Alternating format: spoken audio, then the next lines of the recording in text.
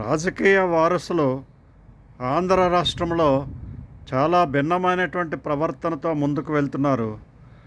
తల్లిదండ్రుల పేరు చెప్పుకొని తండ్రి అధికారంలో ఉన్నప్పుడు సంపాదించుకునేటువంటి ఆస్తులతో విర్రవీగుతూ రాజ్యాంగ అతీత శక్తులుగా వ్యవహరించేటువంటి తీరుతెన్నులను మనం తెలంగాణలోనూ ఆంధ్ర రాష్ట్రంలోనూ మనం చూడగలుగుతున్నాం.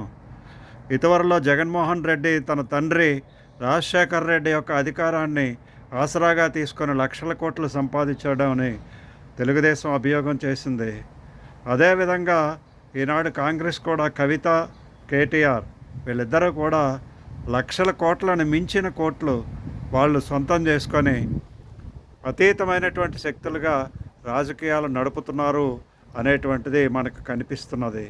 అయితే తండ్రిని ఎదిరించి నిలబడగలిగేటువంటి సత్తా ఎక్కడి నుంచి వచ్చింది? తండ్రి నుంచి వచ్చినటువంటి వారసత్వమే కదా. కాకపోతే డబ్బులు, ధనం, లిక్కర్ స్కామ్లో బాగా ఆరితేరినటువంటి కవిత ఇప్పుడు తండ్రిని కూడా మించిపోదారి అధికారమే పరమావధిగా పనిచేయాలనేటువంటి ఉద్దేశంతో తనకు తన అన్న మామ పోటీదారులుగా ఉన్నారని వేరే పార్టీ కూడా పెట్టడానికి ముందుకు పోతున్నది అంటే తన దగ్గర ఉండేటువంటి లక్షల కోట్లే దానికి ఉదాహరణ. రానున్న రోజుల్లో ఇటువంటి శక్తులు మరింత పెరిగేటువంటి అవకాశం ఆంధ్ర రాష్ట్రంలో, తెలంగాణలో ఎక్కువగా కనిపిస్తున్నది. ఇటువంటప్పుడే కవిత మీద, కేటీఆర్ మీద ఉన్న కేసులను వెంటనే రేవంత్ రెడ్డి టేకప్ చేసి వాళ్ళను తగిన విధంగా శిక్షించాలి. అంతేకాదు, రేవంత్ రెడ్డి ఎప్పుడో ప్రామిస్ చేశాడు కేసీఆర్ యొక్క ఫామ్ హౌస్ను కూడా జాతీయం చేస్తాను అని. జాతిపిత యొక్క ఫామ్ హౌస్ జాతీయం చేయాలి.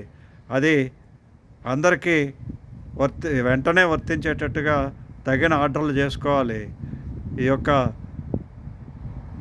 భూములు 100 గజాలు 50 గజాలు అతిక్రమణ చేసిన వాటిని పగలగొట్టడం కాదు, వేల కోట్లను ఆక్రమించుకొని తన యొక్క సార్వభౌమత్వాన్ని నిరూపించుకుంటున్నటువంటి కేసీఆర్ని వెంటనే శిక్షించాలి.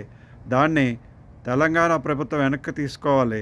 తగిన విధమైనటువంటి చర్యలు వెంటనే చేసినట్లయితే ఈ రాజకీయ అతీత శక్తులు ఏవైతే ఉన్నాయో, పిల్లల పేర్ల మీద లేదా మామయ్యల పేర్ల మీద ఎవరైతే వ్యవహరిస్తున్నారో వాళ్ళ వాయిస్ కంట్రోల్ అవ్వడానికి ఎక్కువ అవకాశం ఉంటుంది. లేకపోతే కవిత, కేటీఆర్, హరీష్ రావు ఇటువంటి వాళ్ళు ఈ విధంగానే ప్రవర్తిస్తుంటారు. ఎందుకంటే వాళ్ళ వెనక ఉండేటువంటి ధన మదం ఆ విధంగా ఉంది అనేటువంటిది చెప్పక తప్పదు. ఇటువంటి శక్తులను తెలంగాణ యువకులందరూ కూడా తప్పనిసరిగా వ్యతిరేకరిస్తారని ఆశిస్తున్నాను. నేను సిటిజన్స్ ఫామ్ తరపున బీవీకే బాబ్జీ, విశాఖపట్నం. జై హింద్, జై భారత్.